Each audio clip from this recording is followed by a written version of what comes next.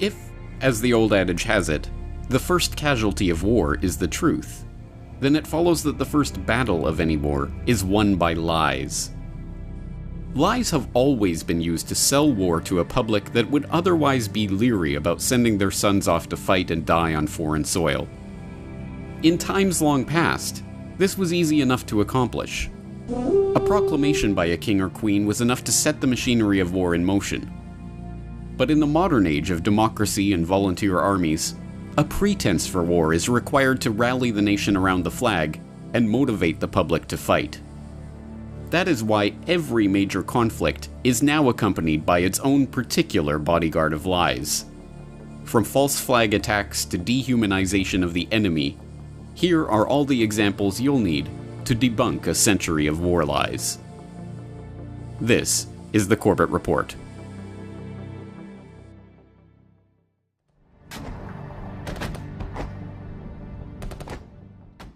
In 1915, the RMS Lusitania, a British ocean liner en route from New York to Liverpool, was sunk by a German U-boat 11 miles off the coast of Ireland. The ship's sinking, which resulted in the death of 128 of the 139 Americans aboard, became a symbol of German evil and helped psychologically prepare the US public for their country's eventual entry into World War I. But every facet of the story of the Lusitania, as it has been presented to the public, was a deliberate lie or a lie by omission. The boat was not a purely civilian vessel carrying 3,813 40-pound unrefrigerated containers of cheese and 696 containers of butter, as the official manifest held, but gun cotton, in keeping with the shipment's stated destination, the Royal Navy's weapons testing establishment. It was not sunk by the German torpedo boat, but by secondary explosions from the munitions the ship was illegally carrying. It was not the victim of a cowardly German surprise attack. The German embassy placed a warning notice about the Lusitania in 50 American newspapers right next to Cunard's own listings. And the American ambassador to England at the time, Walter Hines Page, wrote to his son 5 days before the ship was sunk, asking, "If a British liner full of American passengers be blown up, what will Uncle Sam do? That's what's going to happen." So what did the official cover-up of the incident conclude? That the dastardly Germans had waged a perfidious sneak attack on an innocent peace boat, of course. And the rest, as they say, is history.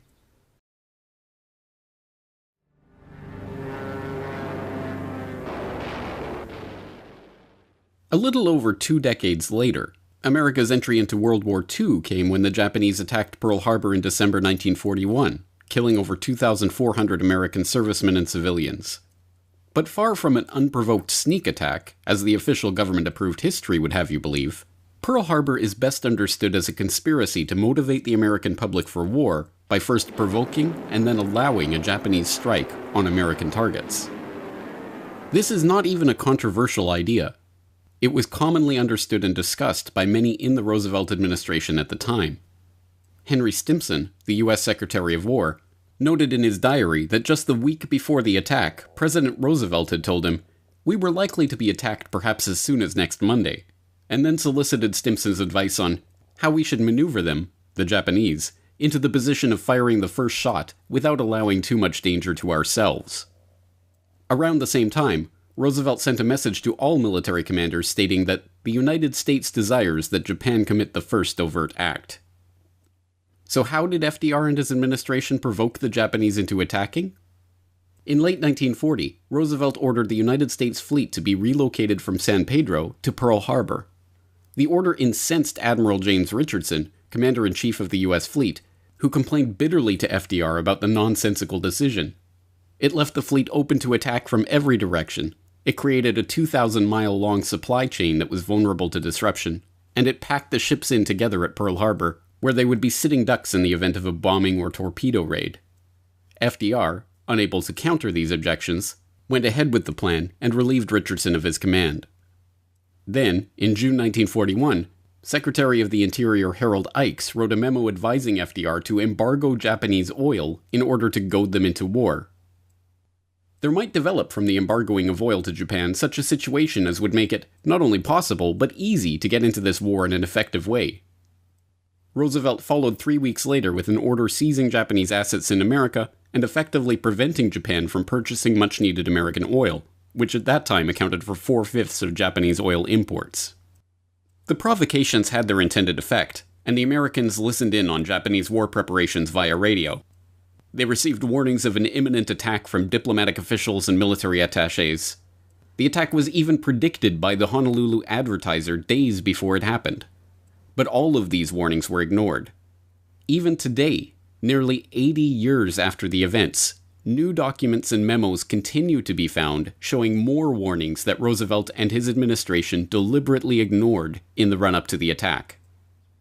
FDR got his wish. The Japanese attack was successful. 2,400 Americans died, and the nation, outraged, responded by rallying around the flag and jumping enthusiastically into war. But the Japanese themselves were no innocents when it came to lying their way into war. 10 years before Pearl Harbor, in 1931, Japan was looking for a pretext to invade Manchuria. On September 18th of that year, a lieutenant in the Imperial Japanese Army detonated a small amount of TNT along a Japanese-owned railway in the Manchurian city of Mukden. The act was blamed on Chinese dissidents and used to justify the invasion and occupation of Manchuria. When the lie was later exposed, Japan was diplomatically shunned and forced to withdraw from the League of Nations.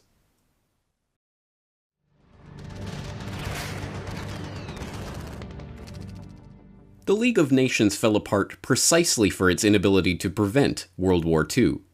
Its successor organization, the United Nations, engaged in its own war lies shortly after its creation to ensure that it would not meet the same fate. The Korean War, waged under the UN flag and sold to the public as a virtuous mission to save the South from the North's communist aggression, was on its face a war that should never have happened. The division of Korea into North and South was not the organic decision of the Korean people, but a plan that originated in an article in 1944 in Foreign Affairs, the journal of the Council on Foreign Relations, which suggested dividing the country up and putting its administration in the hands of the Allies, including the Soviets. When the newly founded UN put that plan into action in 1945, Korea was arbitrarily divided along the 38th parallel, with the US administering the South, and the Soviet Union administering the North. Neither was the war itself the organic result of decisions taken by the Korean people. In 1949, Owen Lattimore, a member of the Carnegie and Rockefeller-funded Institute for Pacific Relations and an advisor to the State Department on East Asian issues, wrote, "The thing to do is let South Korea fall, but not to let it look as if we pushed it." In a speech at the National Press Club the following year, Secretary of State Dean Acheson placed Korea outside of the US's defense perimeter of the Pacific, stating that any attack that took place outside of that perimeter would have to be dealt with under the Charter of the United Nations. Taking this as a green light, the North Koreans, heavily fortified and equipped with Soviet military aid, invaded the South. The war began on June 27, 1950, when the UN Security Council passed a resolution calling for members to provide military assistance to restore international peace and security in the area. The Soviet Union, being a veto-wielding member of the Council, could have vetoed the resolution and prevented the UN from engaging in the war, but they abstained from the vote altogether. When General MacArthur, leading the UN forces, managed to repel the North right to the Chinese border, he was prevented from completing the mission by Truman, who would not authorize any operations north of the Soviet-held 38th parallel unless there was no chance of confrontation with either Chinese or Soviet forces. MacArthur, shocked by this development, wrote in a letter years later, "Such a limitation upon the utilization of available military force to repel an enemy attack has no precedent either in our own history or, so far as I know, in the history of the world. To me, it clearly foreshadowed the tragic situation which has since developed and left me with a sense of shock I had never before experienced in a long life crammed with explosive reactions and momentous hazards." In the end, the bloody Korean conflict ended not with a peace deal, but a ceasefire. Not with the reunification of the Korean peninsula, but with the establishment of a demilitarized zone to keep them separated. Nearly 3 million civilians died during the fighting, and the country was torn to pieces, all in the name of a military action under the UN flag that should never have escalated into war in the first place.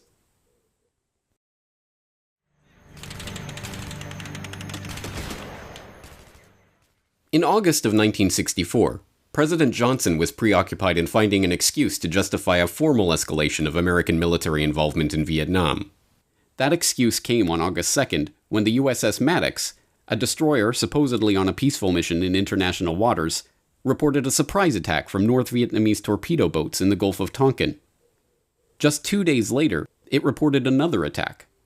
Johnson responded by launching retaliatory strikes and signing the Gulf of Tonkin Resolution, thus formally launching the Vietnam War. Years later, it was revealed that the story of the Maddox II had been a tissue of lies. The Maddox was not peacefully drifting near Vietnamese waters, minding its own business. It was part of a covert electronic warfare campaign assisting the South Vietnamese in launching attacks on the North. It had not been attacked out of the blue on August 2nd as originally reported, but in fact had fired first. And, as even the NSA's own internal publication, made available to the public for the first time 40 years after the incident, concluded, the second attack on August 4th had never taken place at all. But these were mere details, and just like the facts about the Lusitania and Pearl Harbor, these details were suppressed long enough for the event to have its intended effect, rallying the public for war.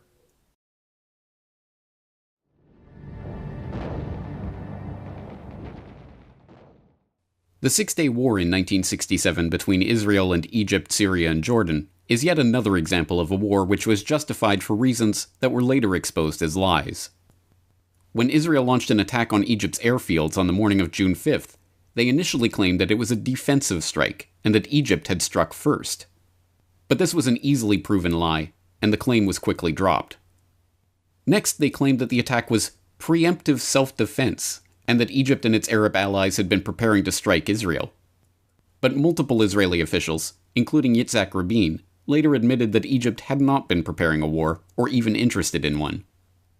And then, in the most outrageous incident of all, Israel attempted to get America involved in the war by attacking the USS Liberty, a U.S. technical research ship collecting electronic intelligence just outside Egypt's territorial waters at the time of the war. The attack, carried out by Israeli fighter jets and torpedo boats, was relentless. The Liberty was strafed and torpedoed repeatedly, with the crew sending distress messages and even hoisting a large American flag so there could be no doubt as to their identity. The Israeli attack was finally called off an hour and a half into the assault. Israel, caught in a blatant attempt to sink an American ship, offered an apology for mistaking the identity of the vessel. But it was no mistake. In 2007, the NSA declassified intercepts confirming that the Israelis knew they were attacking an American ship, not an Egyptian ship, as their cover story is maintained. Even mainstream historians now characterize Israel's attack on the Liberty as a daring ploy by Israel to fake an Egyptian attack on the American spy ship and thereby provide America with a reason to officially enter the war against Egypt. But the incident was soon memory hold, and to this day, the Six-Day War is portrayed as an act of preemptive self-defense by the valiant Israelis against the dastardly Arab aggressors.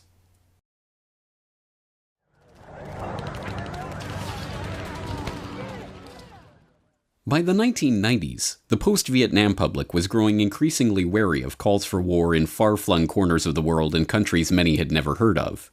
And so it was that in 1990, when the politicians and their deep state controllers required the American public to be motivated to wage war against Iraq for its invasion of Kuwait, they hired a literal PR firm to sell an even more brazen set of lies to Joe Sixpack and Jane Soccer Mom. The most famous of these lies revolved around Nayira, a young Kuwaiti girl who sparked international headlines for her shocking testimony before the Congressional Human Rights Caucus in October 1990. In a tear-stained speech, she told a harrowing story of the horrors she witnessed being committed by Iraqi soldiers at a Kuwaiti hospital where she was volunteering. The second week after an invasion, I volunteered at the Al-Adan hospital with 12 other women who wanted to help as well. I was the youngest volunteer. The other women were from 20 to 30 years old. While I was there, I saw the Iraqi soldiers come into the hospital with guns. They took the babies out of the incubators, and left the children to die on the cold floor. It's difficult today to understand just how important this testimony was in setting the tone of the debate about whether America should commit military forces to defend Kuwait. It was reported breathlessly on the evening news, and it was repeated by President Bush on not one or two occasions, but 6 separate times in the lead-up to war. Babies pulled from incubators and scattered like firewood across the floor. And they had kids in incubators, and they were thrown out of the incubators so that Kuwait could be systematically dismantled. Then, when the Gulf War resolution was making its way through the House, the incubator story was raised in Congress. Now is the time to check the aggression of this ruthless dictator whose troops have bayoneted pregnant women and have ripped babies from their incubators in Kuwait. And then again in the Senate. The vote passed, and combat operations formally began in January 1991. The only problem? Nayirah was not some anonymous Kuwaiti girl, but, as a subsequent CBC investigation discovered, she was Nayirah al-Sabah, daughter of Saud al-Sabah, the Kuwaiti ambassador to the United States. Her testimony had been written for her by Hill & Knowlton, a PR company hired by the Kuwaiti government-supported AstroTurf organization, the Citizens for a Free Kuwait, to help sell the Gulf War. And the Congressional Human Rights Caucus that held the hearing where Nayirah gave her testimony? It was later found to be a Hill & Knowlton front itself.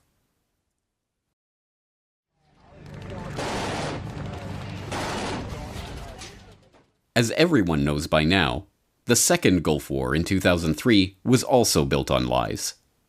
We all remember the lies about Saddam's WMDs and the way that story was sold to the public by Colin Powell at the UN. But this time, the media took the driver's seat in the campaign to sell the war to the public. The New York Times led the way with Judith Miller's now infamous reporting on the Iraqi WMD story, now known to have been based on false information from untrustworthy sources. But the rest of the media quickly fell into line, with the NBC Nightly News asking, what precise threat Iraq and its weapons of mass destruction pose to America? And Time debating whether Hussein was making a good faith effort to disarm Iraq's weapons of mass destruction. Reports about chemical weapon stashes were reported on before they were confirmed, although headlines boldly asserted their existence as indisputable fact. And any media personality that showed skepticism about the claims being made, even wildly popular ones like Phil Donahue, host of MSNBC's then highest-rated program, were summarily removed from the air. Scott Ritter is here, and so is Ambassador Butler. You had Scott Ritter, former weapons inspector, who was saying that if we invade, it'll be a historic blunder. Yes, but we didn't have Malone. He had to be there with someone else who supported the war. In other words, you couldn't have Scott Ritter alone. You could have Richard Furl alone. You could have the conservative. You could have the supporters of the president alone. And they would say why this war is important. You couldn't have a dissenter alone. Our producers were instructed to feature 2 conservatives for every liberal. You're kidding. No, this is absolutely instructed true. From above? Yes. We now know that, in fact, the stockpiles did not exist, and the administration premeditatedly lied the country into yet another war. But the most intense opposition the Bush administration ever received over this documented war crime was some polite correction on the Sunday political talk show circuit. You and a few other critics are the only people I've heard use the phrase immediate threat. I didn't. The president didn't. And it's become kind of folklore that that's what's happened. The president went... You're saying that nobody in the administration said that? I can't speak for nobody and everybody in the administration and say nobody said that. Vice President didn't say that? If you have any citations, I'd like to see them. We have one here. It says, some have argued that this is you speaking, some have argued that the nuclear threat from Iraq is not imminent, that Saddam is at least 5 to 7 years away from having nuclear weapons. I would not be so certain. Mm-hmm. Close to imminent. Well, I've tried to be precise and I've tried to be accurate. No terrorist state poses a greater or more immediate threat to the security of our people and the stability of the world than the regime of Saddam Hussein in Iraq. Mm-hmm.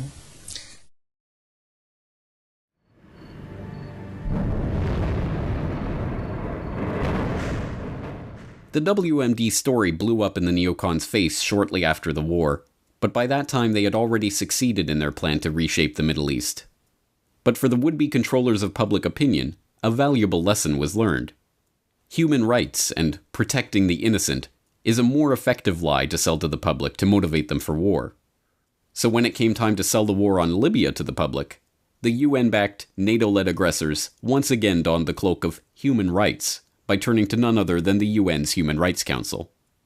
The process that launched the intervention was begun by a coalition of 70 non-governmental organizations, which issued a joint letter urging the UN to suspend Libya from the Human Rights Council, and for the Security Council to invoke the so-called responsibility to protect principle in protecting the Libyan people from alleged atrocities being committed by the Libyan government. In a special session on the issue on February 25, 2011, the UN Human Rights Council adopted a resolution affirming the NGO's recommendations. The resolution was adopted without a vote. The Security Council immediately passed resolutions 1970 and 1973, authorizing the establishment of a no-fly zone on Libyan military aviation for the protection of civilians and the delivery of humanitarian assistance. 3 days later, using the resolution as its justification, the US, UK, and France began bombing the population of Libya. Meanwhile, the International Criminal Court's chief prosecutor, Luis Moreno Ocampo, began working on the legal basis for the invasion. He drafted the request for the court's judges to issue an arrest warrant for Gaddafi for crimes against humanity. Although NATO forces were already engaged in an invasion of the country on the basis of undocumented allegations by a group of NGOs, Moreno Ocampo's request was not issued until May 16th.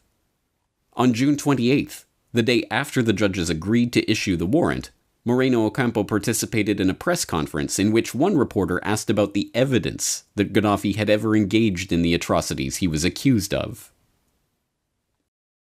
I advise you to read the application of the prosecutor's office, many pages, I think it was 77 pages. We describe in detail the facts, most of it is public, and the judges also decided, analyzing the evidence. So, of course, we are prosecutors and judges, so we rely on facts. So we prove the crimes. That's what we did. Although the document that Moreno Ocampo urges the public to read to understand the evidence of Gaddafi's crimes is indeed public, and is 77 pages long, the version made available to the public has been heavily redacted. In fact, of the 77 pages, 54 of them have been redacted, comprising the entire section of the document dealing with the evidence for the charges themselves. The most sickening part of this war lie is just how obvious it was. No one involved in this charade cared about the well-being of the Libyan people. Not the press, not the politicians, not the ICC prosecutors. And as a result, today, 7 years after the destruction of Libya at the hands of the United Nations-sanctioned NATO saviors, open-air slave markets are running in the country that the human rights crusaders once pretended to care about.